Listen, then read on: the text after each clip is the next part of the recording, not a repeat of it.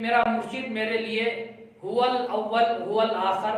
اگر میں اتنا کہہ کر خاموشی اختیار کر لوں تو لوگ اس پر اعتراض کرنے لگ جائیں گے کہ یہ کیسی بات ہو گئی کہ یہ جو ہے اپنے مرشد کے تعلق سے اتنا غلو کرتے ہیں کہ اپنے مرشد کو هو الاول یعنی وہی اول ہیں وہی آخر ہیں کہ کہہ دیتے ہیں، حالانکہ هو الاول هو الاخر تو یہ خدا تعالیٰ کا مقام ہے، خدا کے اسماء میں سے هو الاول اور هو الاخر کہا جاتا ہے۔ یہ صاحب دیکھو اپنے مرشد کو هو الاول اور هو الاخر کے نام سے یاد کر رہے ہیں اور کہہ رہے ہیں کہ میرا مرشد میرے لیے هو الاول ہے اور هو الاخر ہے، تو لوگ اعتراض کر سکتے ہیں۔ لیکن اگر مجھ سے پوچھا جائے کہ آپ هو الاول هو الاخر تو یہ خدا کے اسماء میں سے ہے، آپ اپنے مرشد کو هو الاول هو الاخر کیوں، کس انداز میں، کس وجہ سے کہہ رہے ہیں، تو میں اس کا جواب دیتا ہوں کہ هو الاول کے معنی وہی پہلا ہے۔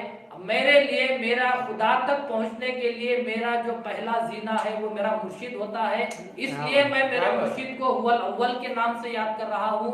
اور فیض مہدی جو مجھے پہنچنا ہے اس کا جو آخری وسیلہ ہے وہ میرا مرشد ہوتا ہے، تو اس لیے میں میرے مرشد کو هو الاخر کے نام سے یاد کر رہا ہوں۔ تو جب یہ تمام تشریح آپ کے سامنے رکھی جائے گی تو آپ کہیں گے کہ ہاں انسان مرید اپنے مرشد کو هو الاول هو الاخر اس انداز میں کہہ سکتا ہے کہ خدا تک پہنچنے کے لیے پہلا زینہ میرا مرشد اول وہ ہے، اور فیض مہدی اگر پہنچنا ہے تو آخری وسیلہ میرا مرشد ہے، تو خدا تک پہنچنے کے لیے اول مرشد ہے اور فیض مہدی مجھ تک پہنچنے کے لیے مرشد آخر ہے، تو اس لیے میں میرے مرشد کو هو الاول هو الاخر کہہ سکتا ہوں۔ تو اس انداز میں اگر کہنا ہے تو کہہ سکتے ہیں، لیکن اگر کوئی آدمی اس میری بات کو لے جا کر کہے کہ وہ تو اپنے مرشد کو اتنا اونچا مقامات دے رہے ہیں، غلو کر رہے ہیں، تو یہ اس کی کچھ فہمی کی بات ہو جاتی ہے۔